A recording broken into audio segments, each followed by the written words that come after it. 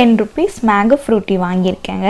இப்போ என்ன பண்ணணும்னா இது மேலே இருக்க இதில் நம்ம கொஞ்சமாக ஓட்டை போட்டுக்கலாம். ஒரு கத்தி வச்சு ஓட்டை போட்டுக்கோங்க. நடுவில் பாருங்கள் இந்த மாதிரி தான் ஓட்டை போட்டு எடுத்துக்கணும். இப்போ நம்ம ஐஸ் குச்சி இருக்குல்லங்க, அதில் நம்ம மாட்டிடலாம். கொஞ்சமாக வெளியில் தெரியணும், அப்போ தான் நம்மளுக்கு சாப்பிட ஈஸியாக இருக்கும். இதை நம்ம ஒரு 10 hours ஃப்ரீசரில் வச்சிடலாங்க.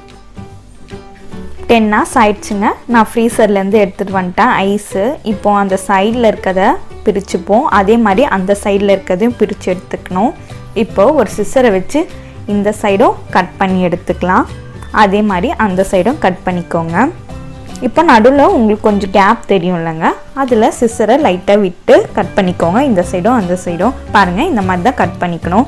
இப்போ நம்ம கை வச்சு பிரிச்சிடலாம். பாருங்கள் இந்த மாதிரி தான் நம்ம பிரித்து எடுத்துக்கணும். பாருங்கள் எவ்வளோ அழகாக நம்ம ஐஸ் ரெடி பண்ணியிருக்கோம். மேங்கோ ஐஸ் வீட்லேயே.